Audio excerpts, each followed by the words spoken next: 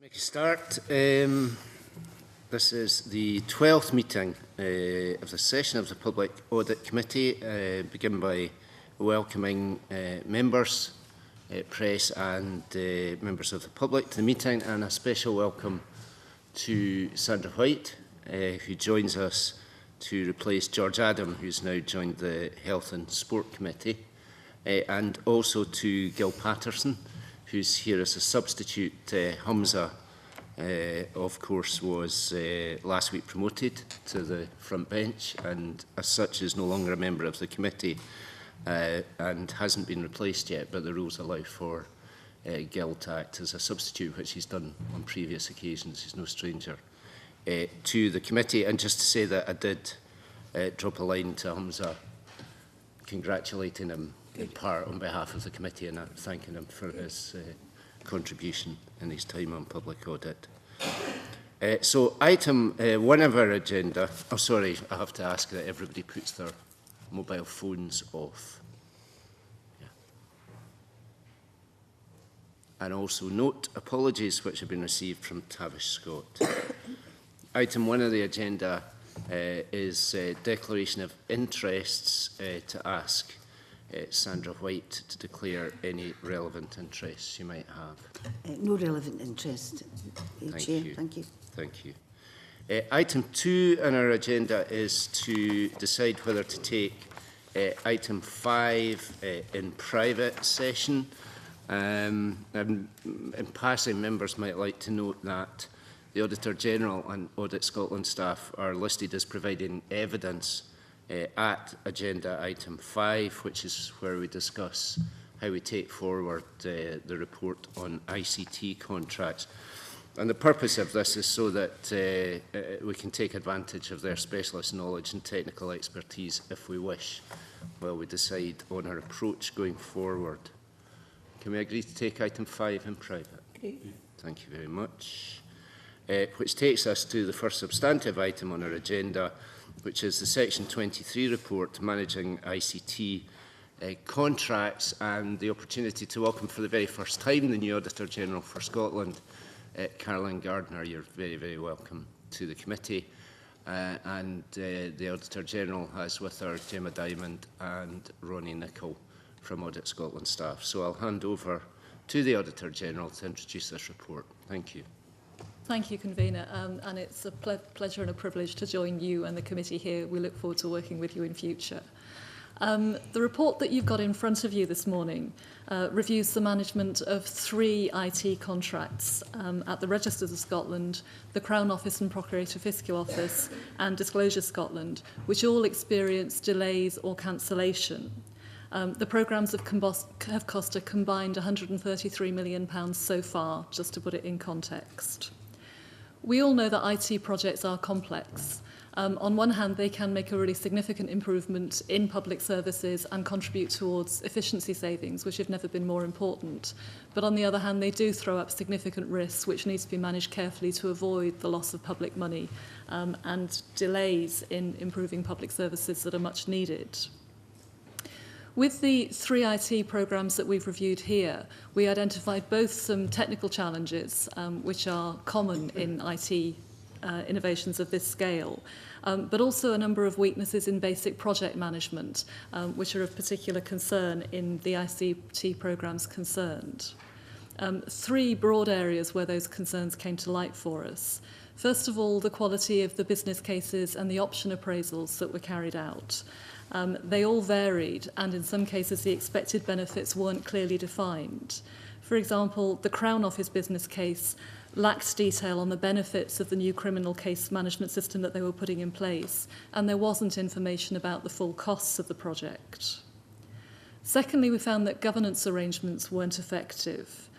For example, in relation to Register of Scotland's ICT programme, there were agreed procedures to raise issues with the Partnership Board, but those procedures weren't always followed in practice, which meant that the concerns that had been identified couldn't be acted on and rectified. Finally, we found weaknesses in financial control and reporting and inadequate risk management. For example, at Registers of Scotland, the individual projects that made up the programme lacked detailed costs, benefits and milestones, and a lack of delegated budgeting meant that the programme managers didn't have responsibility for the programme budget. A failing across the piece that we found was a lack of in-house skills and experience, with the result that the public bodies failed to recognise the complexity of the programmes they were trying to manage. This manifested itself in a number of ways, such as a failure to adequately manage the interdependencies of the projects that made up the programmes. We saw an example of this at Registers of Scotland, where senior managers failed to recognise the implications of changing the order of two of the projects that made up the programme, without understanding the associated impact and risks that that threw up. Secondly, the lack of an intelligent client function within the bodies responsible for the programmes, with the result that both Registers of Scotland and the Crown Office weren't able to challenge the suppliers as necessary when problems started to emerge. And thirdly, a failure to understand the findings that were identified through the independent assurance procedures that were in place. For example, at Disclosure Scotland, the Protecting Vulnerable Groups programme team didn't fully understand the high levels of risk that they were facing, with a lack of testing before implementation, even though this had been highlighted in the technical assurance reports that were available to them. It will always be difficult, I think, for small organisations to have in-house the specialist skills and expertise that they need to implement complex IT programmes. They're not going to do it very often, and the scale of the investment is often very significant against the size of the organisation. Our recommendations, therefore, mainly focus on the need for the Scottish Government to strengthen its strategic oversight of investment in ICT to make sure that problems can be identified and rectified early where that's required. The recommendations include assessing the skills that are needed to deliver complex ICT programmes across the public sector and considering whether there would be benefit in establishing a central resource that public bodies can draw on when they need it. Reviewing the purpose and the use of gateway reviews to make sure, first of all, that they're being properly applied, and secondly, that they are giving integrated assurance about the range of risks and financial risks that these investments can involve. And thirdly, widening the role of the Information Systems Investment Board, which does exist within Scottish Government and which could perhaps play a greater role in reviewing the skills that are available to individual bodies that are undertaking significant ICT programmes, monitoring progress and providing access to specialist support and expertise when that's needed. In conclusion, the issues raised in this report and in other high-profile ICT programmes that have been in the media recently really do highlight that this continues to be an area of significant risk for public bodies. We will continue to keep it under review through our audit work right across the public sector on behalf of me and of the Accounts Commission and local government. I'll leave it there, Convener, but the team and I will be happy to answer any questions the committee may have. Thank you very much. Maybe I could kick off with a couple of questions around the report itself and how that was pursued. The report does refer to three specific examples or three specific cases where procurement of ICT has not worked out well. And there are two readings of that, I think. One is that there is an endemic problem here, of which these are particularly bad examples. Or another reading, I suppose, would be that these are three cases where things have gone wrong, but don't necessarily tell us anything about what's happening more widely. And so I just wonder why the report was developed on these three specific instances, and are they, in Audit Scotland's view, typical of weaknesses which lie right across the public sector? It's a very good question. The background is that our auditors are looking at significant investments in ICT programmes in all of the 200 or so bodies that we audit across the central government, the health service, local government. And the reason these three programmes came to the fore was because in last year's audit reports, they were highlighted both as risks and as areas where problems and significant problems were being encountered. Bob Black, my predecessor, brought Section 22 reports to the committee a year ago, which highlighted the problems that were there. This report's the result of more detailed investigation into what went wrong. There have been other examples in local government recently, I think in Highland Council, of problems that have been investigated on behalf of the Accounts Commission. That's the case in other bodies where problems reach the level where public reporting is the right response to them. But at the same time, there are other significant investments that we're monitoring through audit work, current examples being City of Edinburgh Council and NHS 24, both of which are investing very significant amounts of money in transformation programmes that depend on ICT. There's no indication at this stage that those are encountering significant problems, although they're obviously very challenging investments. And the checklist of good practice that we've included in the back of this report sets out the sorts of questions that we think board members, councillors in the bodies involved should be asking to assure themselves that they're not facing problems like this in future. So it's fair to say that you think there would be other examples, both of problems and more particularly of imminent risk in procurement that could be informed by what's here. You mentioned one or two other examples. A recent one which springs to mind is the ACPOS IT project, the police project, and there's been some press coverage saying that that's not something which Audit Scotland would have a role in looking at because ACPOS is a limited company. Is that Audit Scotland's view or your view as Auditor General? Taking the first question first, the public sector across government spends about 740 million a year on investment in IT, and it is a complex area that inherently brings with it risks. That's why our auditors do monitor and review significant investment to make sure it's being managed well, and the questions that we've got here are intended to help the bodies themselves to identify problems early. In relation to the ACPOS investment that's been in the media recently, we have reported in the past of concerns about the accountability arrangements that surround ACPOS. It plays a very significant role at the moment in policing in Scotland, but it's not a public body with the usual accountability arrangements in place. We have been investigating where the money has come from that's been spent by ACPOS on those programmes and working closely with Her Majesty's Inspector of Constabulary, Andrew Lang, in doing that. At the moment, it looks as though the most significant element of the investment that's gone in there has been central government funding through the Efficient Government Fund, in which case we can audit it and we can look at how the money's been spent and what's been achieved with it. We're also talking to HMICS about some joint work that would look at investment more generally in police systems in the run-up to the new Scottish Police Service, which will depend significantly on good use of IT, and it will be all the more critical to make sure that investment gets the benefits that are intended for it. Thanks. That's very helpful. And a kind of related point, I think, is that, again, on the face of it, the three cases which the report looks at are three government agencies, and you made the point, Auditor General, at the start that looking forward, we probably needed to see a greater support from Scottish Government centrally because agencies, because they're small and do this procurement very infrequently, will not have the expertise in order to do it. But in one of these cases, that of Disclosure Scotland, the procurement of ICT was actually done by the Scottish Government because it was a body that didn't exist but was being set up. So should we have confidence then in the capacity of the Scottish Government to do better if they were actually culpable in one of the problems that the report covers? I think there were particular challenges around the Protecting Vulnerable Groups system because of the history of Disclosure Scotland being set up. The investment in IT started before Disclosure Scotland was established under the legislation. Scottish Government kicked off the investment and then handed it over to Disclosure Scotland, and I think that led to some confusion about who the client was and to a lack of ownership of what the user needs were for the system.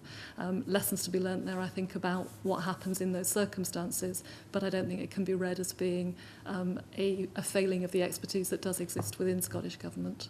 Nonetheless, in paragraph 78 of the report, you do point to the fact that the Directorate in the Scottish Government with responsibility here, the Information Services and Information Systems Directorate, has lost 30% of its staff in recent years, I guess that is, over the last 2 or 3 years. Do you think that poses, therefore, a significant risk that the Scottish Government won't actually be able to put in place the support that the report suggests is required going forward?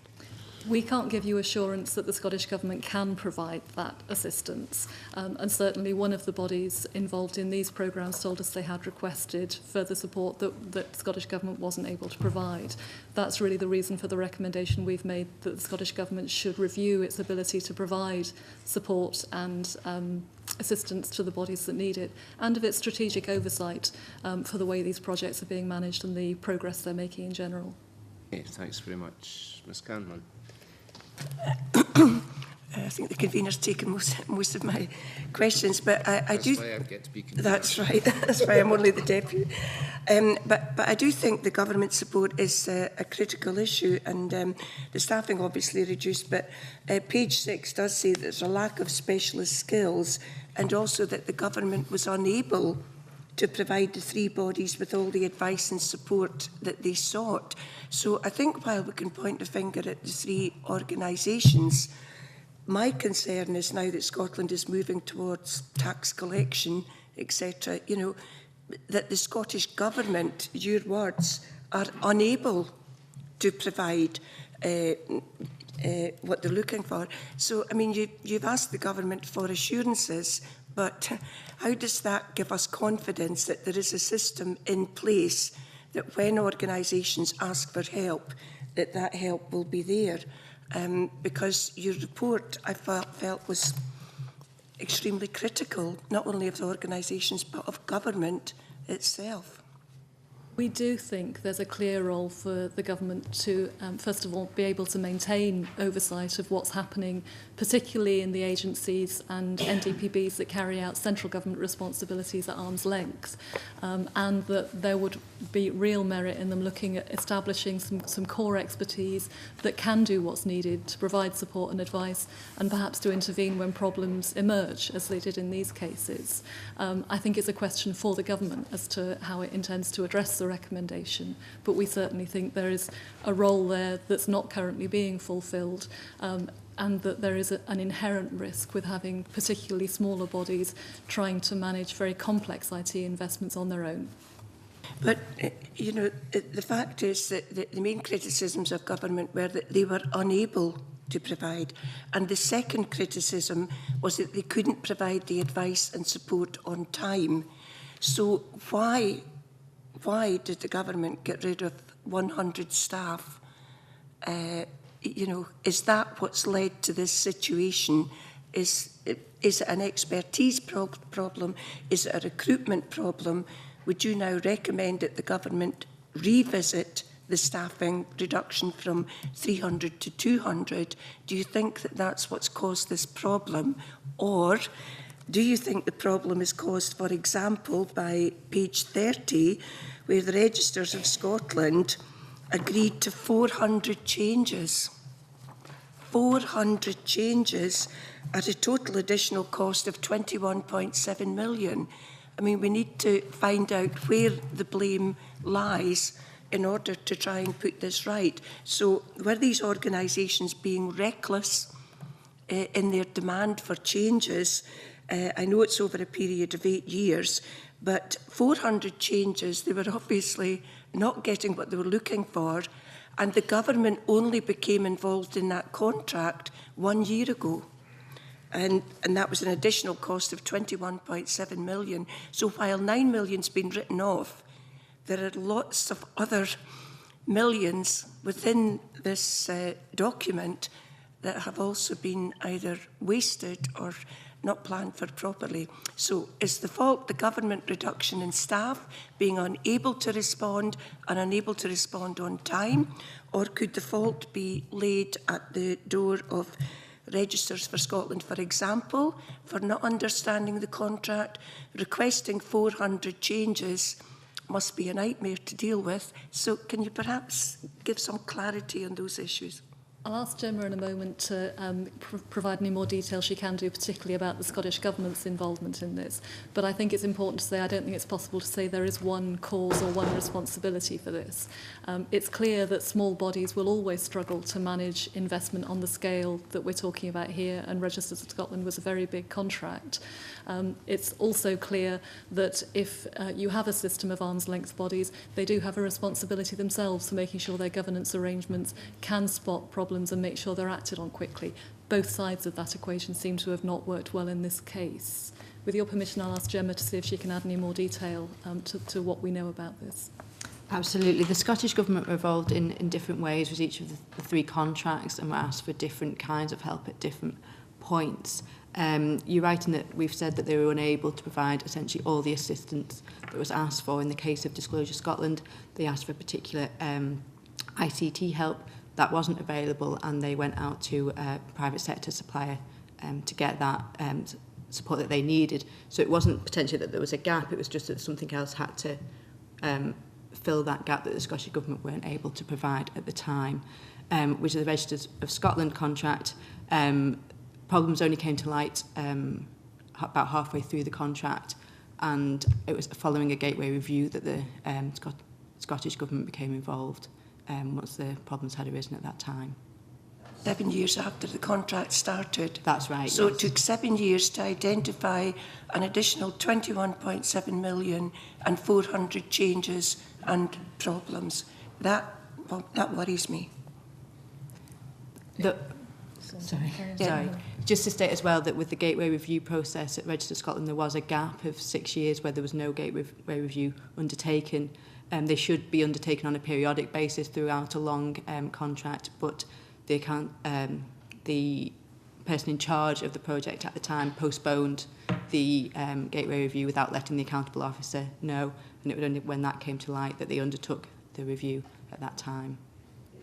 See, on the back of the convener's questions on, is this happening elsewhere, on the back of the millions that have been lost, on the back of the other millions that still have to be negotiated and the losses, what I would like to think that we could leave this report and say, well, lessons have been learned, we can all move on, and this is undoubtedly an excellent report. However, I didn't get that assurance in paragraph 70, where you say the findings of each of the lessons learned reviews have been provided to some parts of the Scottish Government, but there is currently no mechanism to ensure that the learning is passed on to all parts of central government and the rest of the public sector, and that public bodies have access, etc., etc.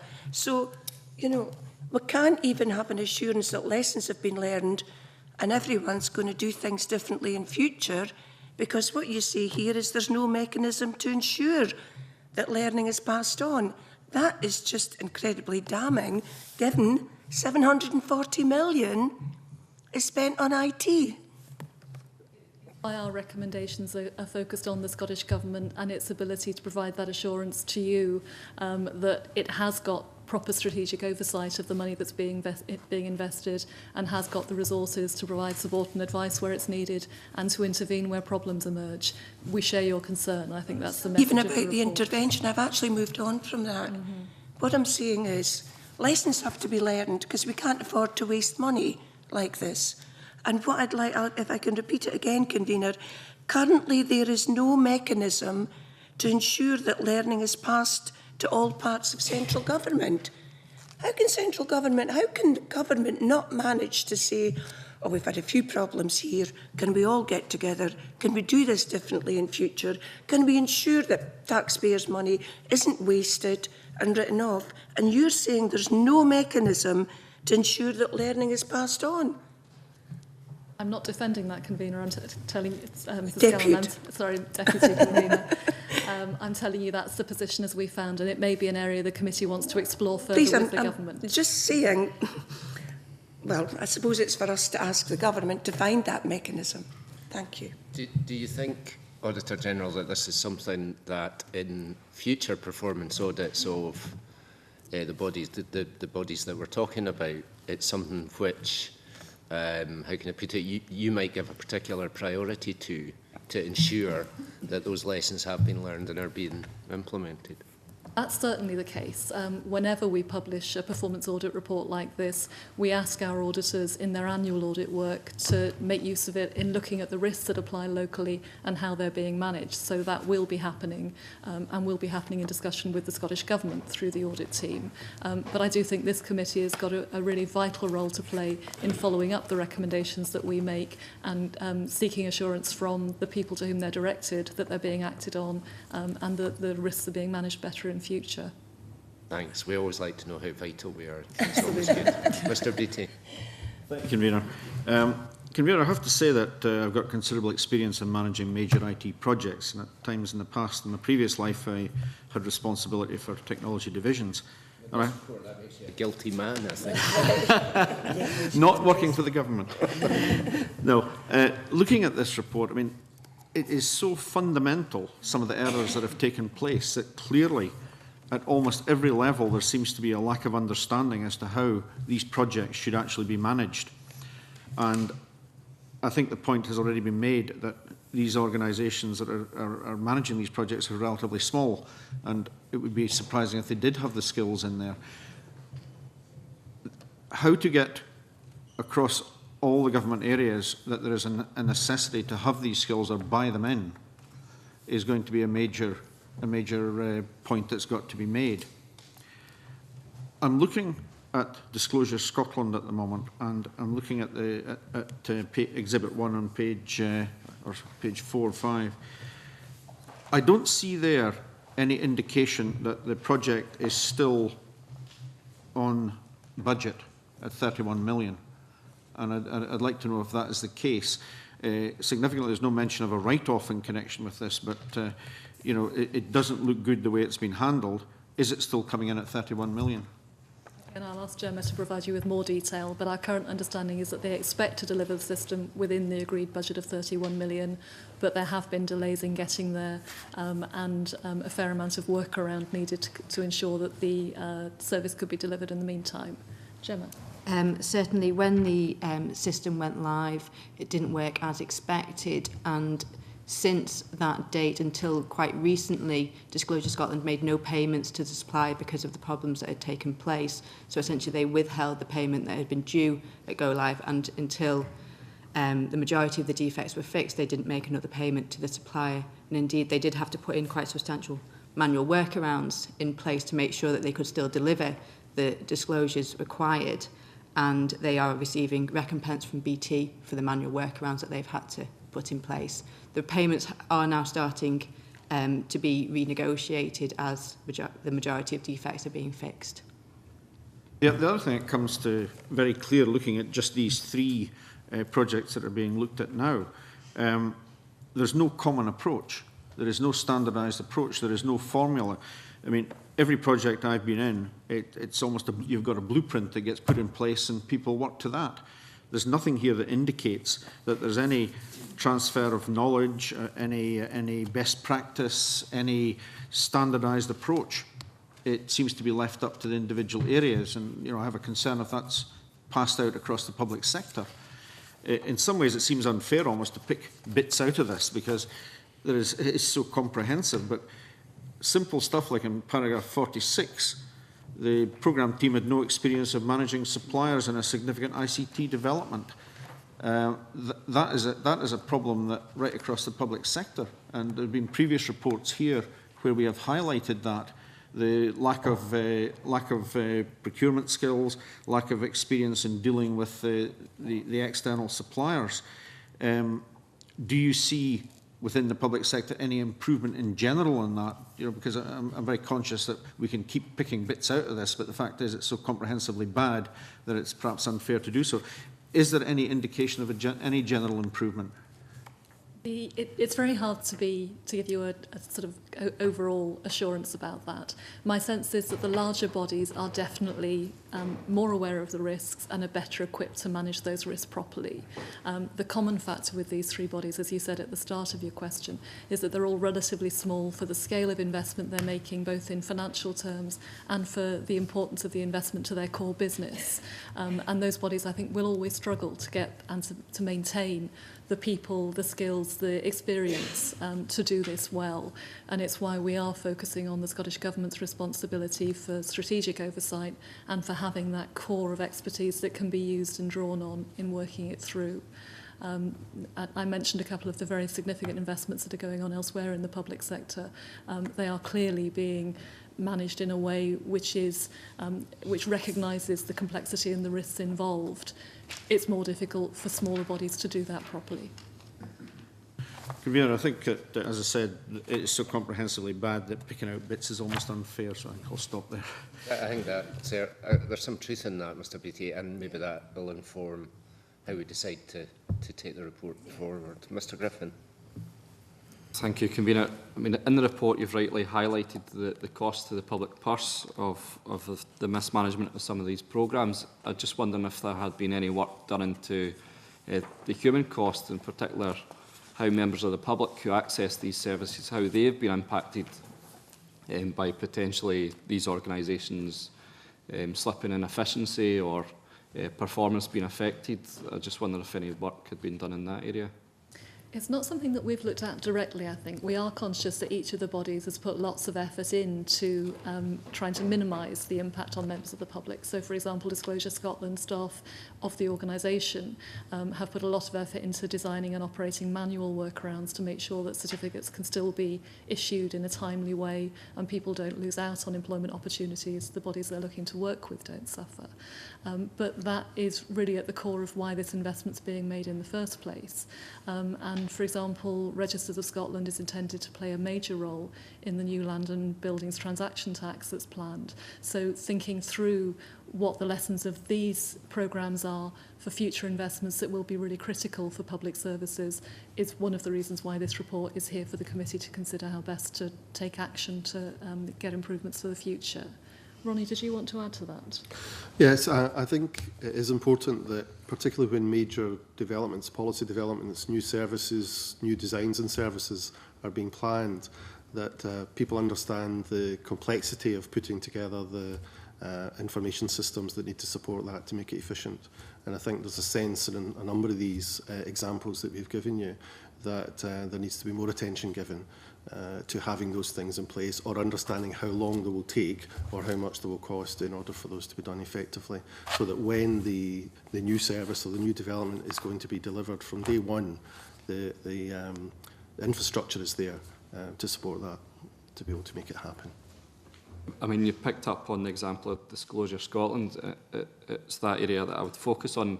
I know of students, teaching students at university who are delayed from entering their placements into school and missing out on weeks of school placement because of delays to this disclosure certificates being issued. And also the cross-party group last week, volunteers, as soon as one person mentioned Disclosure Scotland, almost every member in the room mentioned Disclosure Scotland and their difficulties in getting certificates issued to their volunteers, meaning their organisations were left understaffed and not able to contribute to the community because of issues with getting certificates. But it's perhaps something that we'll be able to speak to Disclosure Scotland about. One of the aims of the system that they've been developing over the last 2 or 3 years has been to make sure that people don't need to make repeated applications for new certificates, that they can be registered and then their application is handled much more swiftly in future. And obviously that's one of the things which has been delayed in terms of being able to provide that service both to the individuals and to the organisations they're looking to work with. So it's a really good example of why this investment ought to be making a big improvement in public services and in efficiency savings, and not managing it well puts those improvements at risk. Thank you. Mr Coffey. Thanks very much, Convener. I suppose no government is immune to this kind of issue arising from time to time, and there are some spectacular examples from the recent and the more immediate past of IT failures going terribly wrong. I can think of the NHS patient records management system in England, for example, which has just been cancelled, I think, by Mary's government having spent £2.7 billion. And even further back to the Child Support Agency software, which went live with about 50 known problems already in it.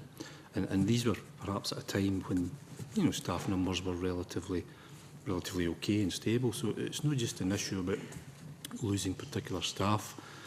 For me, it's about the expertise in the organisations to be able to interact with the companies that want to sell you the software. And I've had some experience of that similarly in the past too, convener, along with my colleague there. One of the difficulties, I think, is that people buying a software solution often believe what they're told, and they don't try before they buy. And that is a big lesson, I think, for any procurement, I think, for when you're buying, particularly software, because if you speak to the vendors, it'll do everything you want and more, but it rarely does. And the consequences of that lack of thinking at the outset to define what requirements actually are often costs us dearly in the long run. And there have been so many examples of that over the years, convener, not just in software procurement, but in other examples of procurement. So for me, convener, and I'd like to hear Audit Scotland's views on this, again, it's to strengthen the front end of any procurement process to make sure that customers, people that want a product, want it to do something, are absolutely clear about what they want and are clear they're going to get it from the investment that they put in. And I would like to hear the Auditor General's views on whether that aspect is a strong part of what the Scottish Government is planning to do in its digital strategy that I know that it's working on at the moment. I think the first thing to say is that it's not only public sector bodies that get their IT wrong from time to time. We've seen problems with the Royal Bank of Scotland and other very big corporate enterprises in recent months that have equally had a big impact on their customers. And it really does highlight why this investment is so important and why it's critical that it's managed well. I think one of the interesting things for me in the work the team has done here is in highlighting that most of the systems and procedures are in place. The question is whether they're used and whether the expertise is there to understand what those processes are telling us.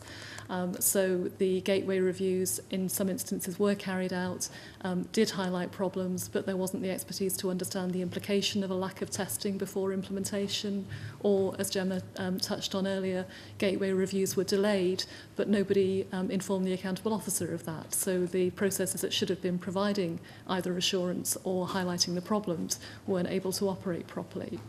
Those things don't rely on having great amounts of technical expertise. They rely on the discipline to use and to stay on top of basic project management disciplines that should be there for any major investment, and that matters. The other dimension is the expertise to act as an intelligent client and to understand the implications of what comes out of those processes. And both bits of that equation, I think, didn't work as well as they should have done in these three cases. They are in operation across the public sector.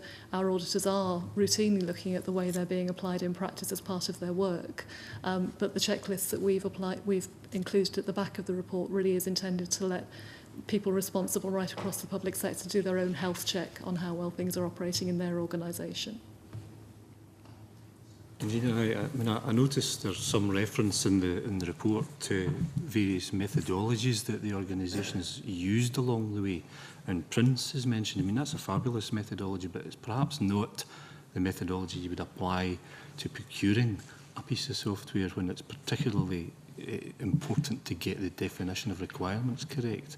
I don't think from my memory that Prince would serve that great purpose there. And I've mentioned this before, convener, about adopting formal and recognised methodologies to help. There are lots of them there, but you do still need the expertise to apply them properly. And if you do have a small organisation, that's where it does become a bit more challenging, I think, to expect a small organisation to have that expertise to hand. But what it should tell the organisation is that it needs it, and it needs the expertise from somewhere to assist it along that journey, to get the product right. Comment? I'd agree absolutely, and that's why we've made the recommendation the Scottish Government might want to look at where smaller organisations get that advice and support from when it's required. Yes, indeed. I didn't see in the report, but were the three organisations dealing with legacy system software that the new systems had to integrate with, or was it completely new software that they were building? I wasn't particularly clear, because the former can be almost impossible to deliver that if a new piece of software has to integrate with something that's fairly out of date, and we've had some examples of that at the committee. So do you know? I think it's a mixed picture, and I'll ask Gemma to give you the details. Yes, it is a mixed picture across the three of them. As far as I'm aware, Disclosure Scotland had a legacy system in place, and they were adapting that to build in new requirements for that. Certainly when they had to put in manual workarounds, there was use of the legacy system to support that. With the Crown Office, it was to build a new system, but they did have a system that did partially what they needed in place, and a lot of their difficulties was actually that their software was out of date, and therefore it wasn't being supported any longer, so they had to find ways of managing that, which added to the difficulty as well. Within Register Scotland, it was because their IT programme was obviously quite a very large programme over an extended amount of time, therefore developments took place kind of one after the other, that there was obviously legacy systems and they all had to fit in together, and therefore the order of doing things was quite important there as you built kind of one to interact with another, and that caused complexities as well within that. So it was quite a mixed bag within those. Follow up to that. In one of the instances that the report looks at, the contract was a partnership contract over a long period of time, covering both ongoing ICT and the development of new requirements, and in the end, Registers of Scotland concluded that was not an appropriate way for them to procure ICT. Do you think that was a conclusion that you would support as being correct in that specific instance, or is that, as a model of contract, fundamentally flawed? It's actually quite a difficult one for us to answer, because that is Register Scotland's management view at the moment, that wasn't the right type of contract for them to go into. Obviously, the contract itself has experienced a lot of problems really right from the start and all the way through, so it's quite hard to become clear on actually whether that was the wrong type of contract, or whether, if those problems hadn't been in place, would it have been the right type of contract. I don't think you can draw any conclusions about the type of contract. Obviously, Register Scotland management will give you their own view on what they feel was the problems with that type of contract. Thank you. Ms White. Thank you very much, Convener, and good morning. Very, very interesting report, and I think we're very fortunate in the Scottish Parliament to have a body such as your own who looks so deeply into these issues. There was a number of issues that I wanted to raise, and Willie Coffey had touched on one of them. I may come back to that particular one as well. But Auditor General, you mentioned at the beginning that these are relatively small organisations, but obviously they're very important organisations, and they'll have much more powers. And you also mentioned the fact that because they are small, they were having this particular type of problem. But you mentioned that larger organisations didn't necessarily have these types of problems. Could you give us a couple of examples of the larger organisations you were meaning, and why they don't have the same problems as these three organisations appear to have? I don't want to give you an assurance that larger organisations don't have problems. They clearly do. We've seen it, as I say, with Royal Bank of Scotland quite recently. I think the conclusion that we drew from this work, though, was that there are, as you say, a number of small bodies in Scotland that provide very important services to the public and are central to the way government runs as a whole. And it's, by definition, harder for those bodies both to have the technical expertise that they need to be able to look at what's possible and to be the sort of intelligent client that Mr Beattie and Mr Coffey referred to, in being able to test and challenge what they're told by suppliers, and then to maintain that involvement in managing what can be quite complex projects.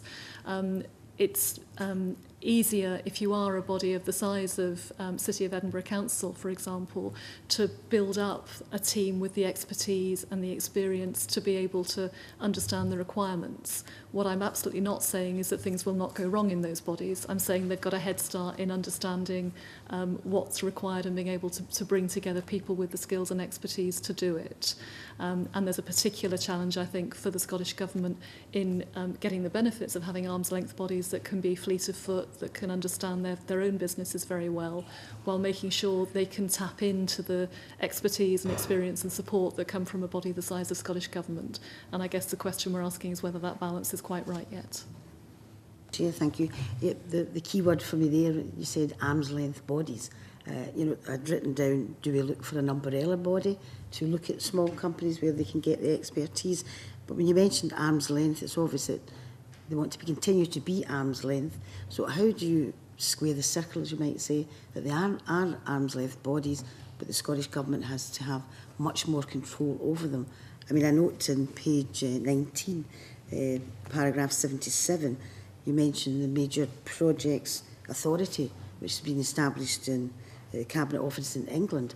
But you mentioned major projects, but as you're talking about, these are small. So, you know, I just wanted to have your views on that. I think it's a fine balance to get right, and it's one you may want to explore with the Scottish Government, because they're very clear they can't be managing the IT investment of all of the bodies they've got responsibility for. Equally, it's very clear to me that the accountability lines do run back into Scottish Government, and that there is a responsibility there, as well as an interest in making sure that the money is spent well and the benefits are achieved. The Major Projects Authority exists in England, as you say, 4 major projects. In Scotland, we've now got an Infrastructure Investment Board, which sits within the Scottish Government and looks at very significant investment projects like the new Forth Crossing.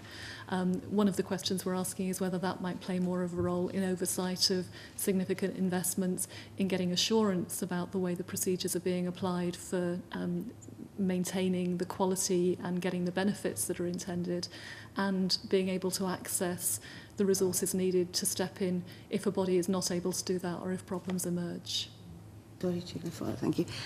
That would basically say that they wouldn't necessarily be arm's length bodies if they were being controlled, but I think it's something the committee perhaps should look at. One of the other issues you mentioned, I think it possibly is the gateway reviews, particularly in Register of Scotland and the Crown Office. You mentioned that procedures were put in place, you know, if there was any difficulties, but these weren't followed up, and also mentioned that these 2 bodies weren't able to challenge the contractors. Could you perhaps expand on those 2 issues a wee bit? I'll ask Gemma to do that, if I may. Certainly, with the gateway reviews, all 3 bodies had gateway reviews on the programmes. The issue with the Crown Office, they had 3 gateway reviews. Each of the subsequent gateway reviews picked up that earlier recommendations hadn't been implemented, so essentially the same issues were arising at each gateway review. As mentioned previously with Register of Scotland, there was a large gap of 6 years between gateway reviews, so that didn't allow the problems to be picked up at an early stage. In terms of challenging suppliers and taking on board findings from independent assurance, it really all links back to the intelligent client function that we've been talking about earlier, and having the skills to understand what independent assurance are telling you. So if they're raising issues around testing, what the type of the contract, those kind of areas that you understand the levels of risk associated with that and can have a conversation about whether you accept those levels of risk or what you're going to be able to do to mitigate those risks, but that essentially that you understand what's being told to you in those reports and can act on it appropriately. If I could add to that just very briefly, I think there's a particular issue with the strategic partnership agreement that Register of Scotland entered into. In a sense, in 2004, they made a decision to outsource most of their IT provision to a private sector provider. And I think they would recognise that they didn't recognise at that stage the need to continue to invest in their own client function centrally that could interact with the provider, understand what problems might be due to, manage better changes and developments that were required. And there's probably a wider lesson there. If bodies are considering significant outsourcing like that, you still need to make the investment yourself in the ability to manage that contract well over a long period of time. So just a small follow-up. Thank you very much for those answers. And I think for myself anyway, this is where the difficulty lies when you're talking about arm's length, and then it was mentioned that they decided to go for private investors, no check and balance there. And also I think under Register Scotland's management review, their viewpoint was that they were doing all right. So where do you cross the line between arm's length companies and the government having an absolute oversee and bring them in? I think for me that's the difficulty I have. You know, it's a very good report, but there is this difficulty whether they're arm's length and independent or whether they're brought under the arm of the Scottish Government. And obviously I think it's something that the committee will have to talk about. Starting point would be that where taxpayers' money is involved, you do need proper arrangements for making sure that people are accountable for how that's spent and what we get for it. Thank you. Thank you, Chair. Thank you. Mr Kerr. Thank you, Convener. I think my colleagues have asked most of the questions I was going to ask. Can I ask for a... can I maybe then just ask for a bit of clarification? Perhaps you've answered this, I haven't picked it up, but it was actually the comments made by Ms Diamond about the 6-year gap that was mentioned, and I didn't catch who made the decision not to bring forward the Gateway Review. That was the Senior Responsible Officer at the time of the ICT programme. I take this person would have known that these Gateway Reviews are meant to happen at some interval or whatever it happens to be agreed. Does an officer in that position have the authority not to instigate a review of this type?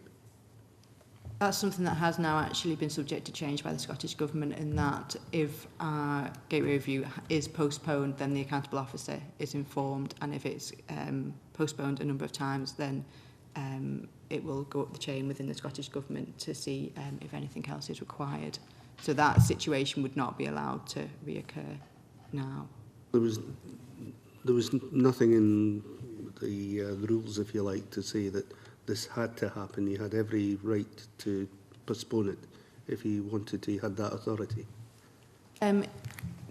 Gateway Reviews, essentially, they were undertaking a series of Gateway Reviews. So they had the initial series which looked at the procurement process, and then once a contract is up and running, you can have a kind of regular check as to how things are going at a programme level. And there's no set time frame as to when that should be undertaken. It's generally accepted that it should be undertaken every few years, depending essentially on how the contract is running. So there's no set guidelines as to exactly how often that should be. I suppose would then take us back to the point, did this person have the relevant skills to identify that a Gateway Review would have been helpful, and to postpone it's actually perhaps made things worse? That potentially could be the case. Obviously, it's very hard to know that, but certainly we think that a Gateway Review might well have brought some of the problems to light slightly earlier and allowed them to be addressed slightly earlier. Thank you. Mr Patterson. Thanks very much. It's the same paragraph, paragraph 30. And in the paragraph, you point out that there were 400 changes. Do I assume that the 400 changes were over a period of 6 years? Is that what that's actually saying? Yes, that's correct. At that time, there had been, in the 6 years, been 400 change requests. It's important to note that the way the contract was set up with BT meant that anything that you wanted to change at all, or any request, went through as a formal change request. So it might not necessarily be for it might be for simply minor things, minor extra equipment that was asked for, had to go through as a formal change request, and that's why the numbers do look high. But obviously, given the fact that there was the sheer amount of them, the 400 of them, does indicate that there were some difficulties.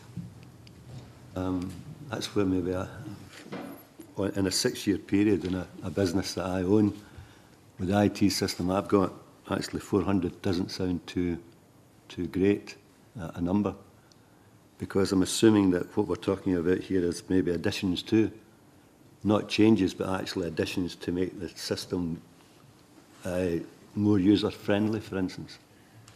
Is that not the case? That's it. It could be additions, it could be changes. It would encompass both of those things. Would it not also be upgrades?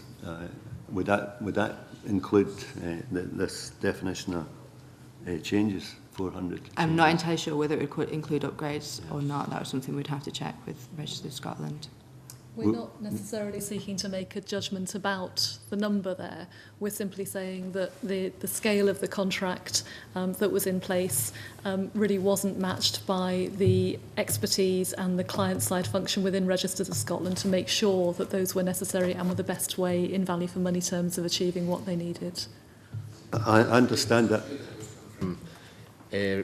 Register of Scotland's internal audit report, so it was actually their internal audit which was identifying it as noteworthy. Sorry, Mr. Patterson. It's fine, but it's in your report, and to me it looks as if 400 means wrongdoing from my perspective, where my experience, and I'm not IT, I know how much I need to pay and how many changes that I make, and for a contract this size, 400 doesn't seem a lot to me, to be quite frank, especially if you're buying in upgrades and it's not changes to the contract, it's upgrades to it, and it costs money to do that. So, I mean, I think it would be worthwhile asking the committee to drill down and look at what the change actually means. What does this? What does a change imply? We could certainly consider how we could ask Registers of Scotland. Yeah, I think that that would be question. the right direction to go. And I don't know if it would be I should be posing the question here, but again, in my experience, I'm not clear in my own mind how someone like the Scottish Government could provide the expertise in what typically happens across different sectors. Is that you go to someone who was an expert in that sector and buy in the service. And I would be concerned if a government was setting up,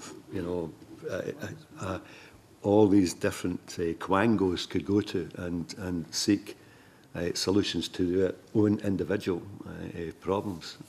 And if you can explain what that means, it would help me a lot. What's in the back of your mind? How could we achieve setting up something in that order, that where multiplicity types of demand is required in specific systems, that how one authority could do that, particularly the case that my colleague raises, that these are separate entities, and how you could actually impose from the powers that we have onto these quangos at this particular time, although I would love to do it, to be quite frank. Have a specific model in mind. At the moment, there is a unit within the Scottish Government which plays a role in some investment in ICT by some public bodies, not all. And as the report notes, a couple of these bodies did ask for assistance that wasn't available for reasons that aren't entirely clear. And at least one of them went outside and purchased it privately, which is another answer. The government, I think, may want to weigh up the costs and benefits of different ways of providing it. I think our starting point really is that because there are so many bodies that range so widely in terms of their functions and their size and their expertise, and because they are spending taxpayers' money, the government does have a responsibility to make sure it has got oversight of the way that investment's being managed, can make sure that in its view the right skills and expertise are present locally to manage it well, and can ensure that support is available. We deliberately stopped short of saying there should be a new quango or that the Scottish Government should expand its own team to do it. I'm not sure that's the answer, but I think that the evidence here suggests there is currently a gap, that people can't necessarily get the expertise they need at the time they need it for investments that would have real benefits for the users of public services and could generate real efficiency savings. Thanks very much. Thanks very much. Ms Scanlon has a short supplementary. Very short, but I think it perhaps just follows on very well from what Gil Patterson was saying, because I think we're aware of the problems, and I'm sure my colleagues, along with myself, are looking for a solution. And I wonder if that solution is in paragraph 76 and 77, because I'm certainly not looking for another Quango, and I'm certainly not looking for more central control.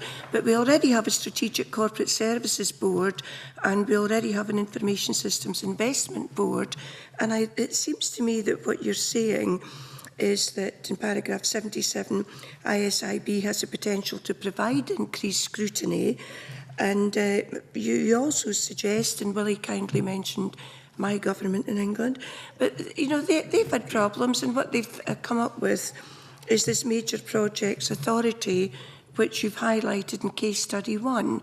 So what I'm asking is the existing organisation, Strategic Corporate Services Board, and the Information Systems Investment Board, you seem to be saying, if I'm right, that these could be brought together into a more coherent management of these projects along the lines of the Major Projects Authority in England, and you know, basically to intervene directly where appropriate in any failing project. That's very different to taking central control. So what I'm saying is, do we already have the framework for a body that could be there when advice was sought, be there to go through, as Colin and Willie have said, this project management checklist, and to intervene where serious problems were being experienced within the project? Would that be the answer? We think that's definitely one of the options worth considering. We haven't come up with the way that we think that this should be addressed in terms of the structural arrangements. We have come up with the things we think need to happen: better strategic oversight, the ability to monitor and to provide support where it's needed. That could be done in a range of ways, but you're right, that there is a starting point there that could well be worked with if the government decides that's the best way. Already have a foundation there that could potentially be built on. Absolutely. Thank you. Yeah. Mr Coffey, very, very short. It's just related to, I mean, the MPA, I'm sure if you scratch the surface and find out what it is they're doing, it's not going to be a heck of a lot different to what the Scottish Government is planning to do. These kinds of issues are common. It's about how you procure these types of services and how you get it right. There's loads of methodologies available to governments and to companies to deploy to get this kind of issue right. So I think when you really look at that, you'll find that the solutions would end up being pretty common in any case, I think. That seems to be a comment rather than a question, yeah. Well, what I was going to ask, if you don't mind me asking you about, to pick up the Auditor General and what she said in her recommendations about this centralised pool of expertise issue, what that really means. And we said some things about outsourcing. I mean, outsourcing doesn't mean that you also outsource your responsibility and your management. You keep that quite close to your chest, so you quite clearly do that. So there shouldn't really be an issue there. But if you need to buy some expertise, I'm afraid you need to buy it, but you must retain control and responsibility. So I was wondering, from the Auditor General's perspective, this centralised pool of expertise, is that what you mean? Do you mean outsourced, third-party, intelligent client type services? Is that what you mean by that? Not directly. You're absolutely right that no matter how much of your IT services you outsource, you need to maintain the capacity to be an intelligent client yourself, or you're not going to get what you want, or you'll pay much more than you need to for it. Capacity to be your own intelligent client, with all respect to some of the organisations. Yes. Do you buy that service from a pool of resources? We think that, first of all, these 3 case studies show that some bodies don't have the access to the expertise that they need. In a couple of cases they asked for it and it wasn't available. How it's provided, again, is a policy choice and not a matter for us. But there is a pool within Scottish Government now, and there may be scope to expand that, perhaps in a strategic way that looks ahead at the planned IT investment over a period of years and matches it in terms of the peaks and troughs and the type of work going on. An alternative might be to buy that in as it's required. But again, you need to start with that understanding of what it is that you're investing in and what you need are for particular skills and sort of volumes of expertise to be able to manage it well. Thank you very much. Thank you to the Auditor General and her colleagues. That ends that item. Members were extremely good about my new coffee rule, so we'll have a 5-minute comfort and coffee break now and reconvene just before 11:10.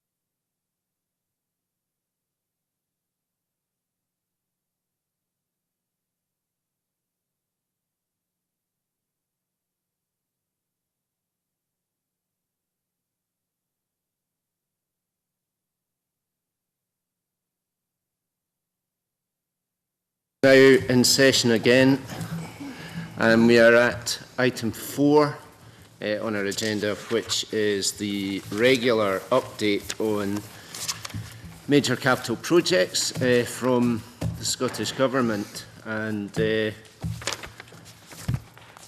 I have one thing I wanted to raise, but I'll open it up for comments first. Yes. Could I raise this before, so for the sake of consistency, I should raise it again.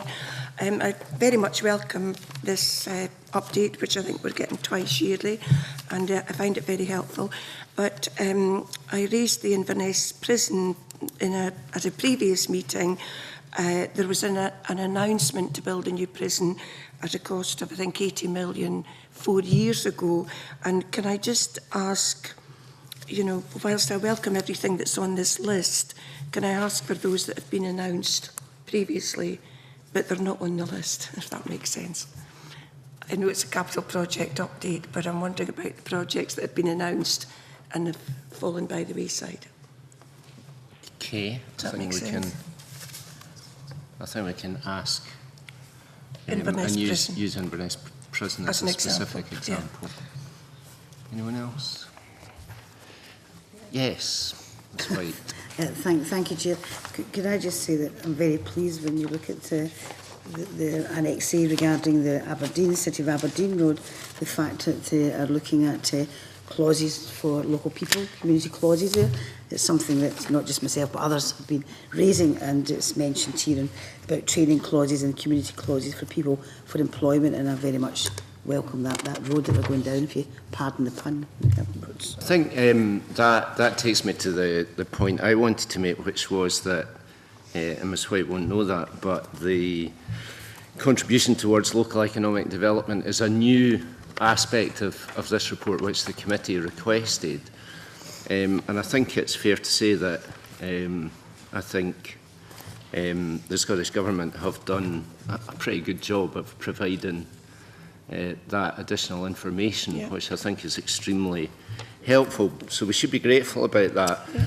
I did, however, because of that note, one worrying aspect which I'd like to suggest we ask for some further information on, and that is, if we look at the two biggest capital projects, the Force Replacement Crossing and NHS Greater Glasgow and Clyde New South Glasgow Hospitals, the Southern General, we see that one has produced 45 vocational training positions, yeah, and the other 47 apprentice places. And it seems to me that, given that these are the two biggest capital projects, one of them's the biggest capital project Scotland's ever seen, that's quite a small number of training places, and I would like to suggest that the committee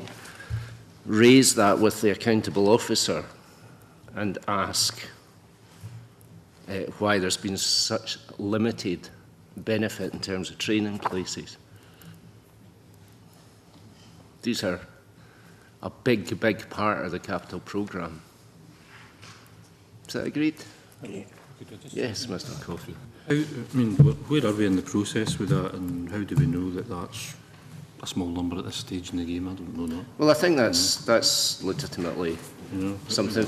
I think that's legitimately something we could give the Scottish Government the chance to answer. I mean, on the face of it, looking at the Force Replacement Crossing, that's a £1.6 billion project, and it says every year 45 vocational training places. That seems to me to be not a great performance in terms of the benefit that it's delivering, but there may well be an explanation for it. I think that's entirely fair. I think we should ask. How about just asking for a note of that kind of issue across the board with them as they develop, rather than saying, why is this so little at this stage? You know, we can't make a judgment on whether that's so little. I wouldn't mind seeing that across the board, actually, coming to us regularly about those kinds of numbers in that column. That would be very helpful. You know, rather than jumping to say that's not enough at this stage. I don't know whether it is or isn't. What do you think of that? Sure. Chair, can I just come in? I mean, there is differences in timescale here as well. I mean, Southern General Hospital improvements to that 2010, the labs, etc. Whereas the forced replacement crossings 2011, 2016, that could be one of the reasons for it. But I don't have a problem with you asking. But I think we should also look at the Greater Glasgow and Clyde one, where they've created 185 new entrant jobs, and 87% of that have went to local residents. So I mean, that's a good news story. I think that's excellent. I think that's an entirely fair point, but it rather begs the question why the two biggest projects can't perform as well as some of the other projects here, which are providing employment opportunity and training opportunity, actually for a much smaller investment in capital terms. I think that's very fair. Yeah, I do understand and I take your point on that, but I think we should be looking at the positive as well as what you may deem to be questionable or ask questions. I think we should be asking questions, but you've got to look at the time scale as well, and obviously the procurement process too. So I just point that out, that's all. By all means, I think we can make the comparison between some of the more positive stories contained here. Yes, Mr Griffin. I think Ms White makes an excellent point that that particular project does highlight a very positive story, but I think we have to ask, exactly as you were saying, why, while highlighting and praising the government for those positive results, why are they not replicated across all other projects? And if they may well have a valid answer, but I think it's up to us to ask for that answer. Okay. Yes, Ms Campbell. Sorry, can I just ask in the front page, recommendations have been made about the A9, given that it's a total of 110 miles between Inverness and Perth. The contract completion date remains the same, but the government have brought forward the starting date by 2 years. So I just wonder if we could have some information on when this is due to start or whatever. I'm sure that can be done. Thank you. Yes, Mr Coffey. I don't think it's right for us to pick out a number and say why is that not higher or why is that not lower when we don't really know what stage these things are at. I think the best value to us as a committee is to ask the Scottish Government in that column to keep us updated on these numbers and figures as they develop and progress, and then we can pick it out the next time we see it. But to say something like, oh well, maybe it should be 90, I mean, if it wasn't 45, if it was 90, would that be better? Maybe that's still terrible, I don't know. Or maybe that's brilliant. But surely there's no value in the number at this stage. I'm sorry, but it does say that it's every year they will deliver 45. So it's not 45 one year and 90 the next and 200 the next. So I do think that the question is legitimate. I don't think it's legitimate at all. I don't think it's legitimate at all. I disagree. It seems to me if we get an update on major capital projects and we're the Performance Audit Committee, we're entitled to ask questions about the performance that's demonstrated, whether that's in terms of delivery, cost and budget overrun, or indeed performance in delivering local economic benefits. But I take the point that it's not legitimate to jump to a conclusion that there's something wrong. But I do think, taking Sandra White's point, which I think is a correct one, there are projects here which are delivering greater numbers of employment and training opportunities for a smaller capital investment. So if there's a disparity in performance, I think it's reasonable, surely, to ask for an explanation of that without, and I take Mr Coffey's point, making the assumption that there is, jumping to the conclusion that there is something wrong. That doesn't seem inappropriate. My view is that we immediately jumped to a conclusion that something was wrong, and that's why I'm a bit uncomfortable with it. Yes, Mr Kerr. I think there is the difficulty that you're not, in some instances, comparing apples with apples, if you like. I mean, a bridge project is completely different to a hospital project. There's a different building scheme, different engineering skills, and at the point of the fact that you're working in limited space, all the rest of it, there's also, you know, I don't see anything wrong with what we have, but I do appreciate that if the committee's minded to ask a few more questions, fine, but I just don't think that we're asking. I think to say what you're saying about, you know, less of a capital outlay is creating more jobs. Well, that's great, it's fantastic, but engineering-wise, it's a different project completely. And what we're really looking at, I would suspect, is a difference in, although it's a difference in strategy, you can't really say that one's going to employ the same as the other on a basis of proportionality. That seems entirely fair, and that might be part of the explanation which is given. I think members are suggesting that we ask for clarification or a bit more detail. You could word it in such a way that you ask for more detail without saying, well, this project is given this, why is this one not? So, I mean, I don't think that'd be a good way to word it, but you could word it in such a way that might be acceptable. I mean, I think that's true, and we could ask how they determine the figures which appear in the column, which gets us slightly back to where Mr. Coffey was suggesting, I think. Can you live with that kind of formulation? Yeah, as long as we don't start off saying, you know, this is a paltry figure, please explain, you know, and couching it in terms that Sandra said there, could you just tell us and keep us updated in progress with these numbers for all these projects in that column, because this is the first time I've seen it. Yes. You know, it's the first time I've got a handle on this at all, you know, I think it's far too early to jump at a number and go, oh, that's not enough. I don't think that's appropriate for us to be doing that at this stage. Ms. Scanlon. We are the Public Audit Committee, and we are here to audit what the government does, not just in spending money and spending it wisely, but also providing the community benefit that Sandra rightly has welcomed. And I don't think we should be scared to ask the government. I mean, we're sitting here saying, well, we better write it in a way that's acceptable. We're elected members of Parliament. We're allowed to ask questions. I mean, if we're not allowed to sit here in the Public Audit Committee, we can stand up in the Parliament and ask it, but I just don't think we'd be doing our job right if we didn't ask for some clarity.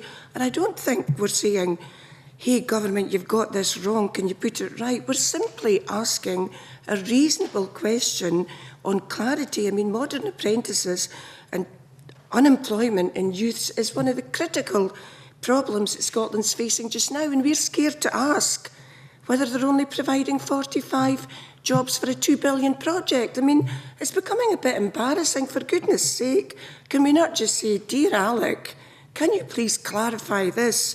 And I never came on any committee or got elected at my time of life to be scared to ask a question and sit and waste 10 minutes to decide if it was acceptable to the government. I mean, I'm sorry, but it's a bit of an outburst, but can we just ask a simple question and do the job that we are elected to do? Ms. White. Thank you very much, Chair. If I'd wanted a quick press release, I might have been on a rant the way Mary has, but I don't want to get into the politics of it at all. I think I said earlier on when I came onto this committee, it's our job to scrutinise what the government spends and how it spends it, and I'm absolutely clear about that, and I come at it in that particular way. But I think it is about wording, and Colin's right, and Ian's right as well. There's differences in the way that you would have this contract, and I pointed out at the beginning, the Southern General Hospital has been on stream since 2010. This one is just going on stream just now. So there's obviously a difference there. I think we could word it in such a way, and not because it's Alex Salmond or anyone else or my government, I'd say it for the same, because you can get there's various ways of skinning a cat, put it that way, and I think you have to put it properly. You can't say, this has created 45 jobs, why is this not? I mean, that's just not a question, that is an attack. And I think we can word it in such a way, I think, as you suggested, we have these figures here. I think it's great. It's first I've seen them because I've not been on the committee before.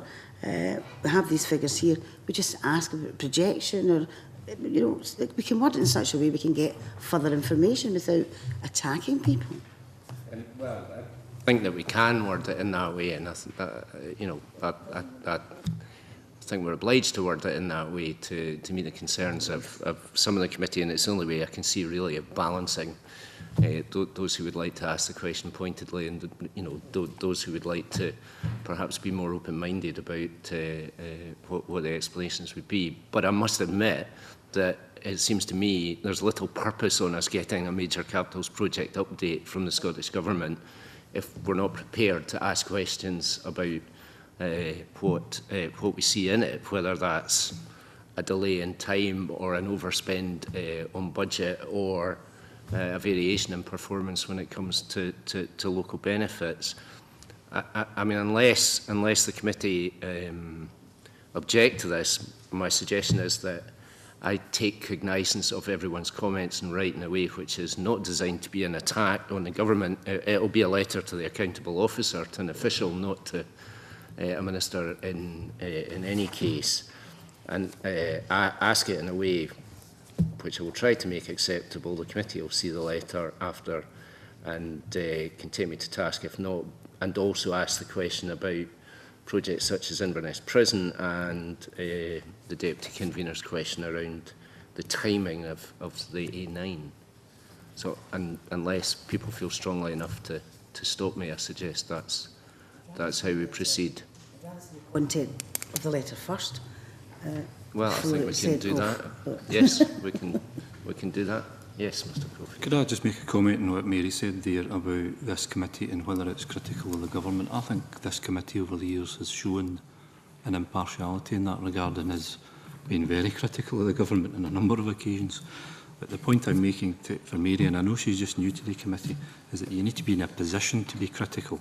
You don't just look at a figure and immediately criticise without knowing any information or background to that. My suggestion, and it may lead to us being so critical at some stage, Convener, I'm pretty certain it may lead to that, but we're in no position to adopt that stance at the moment.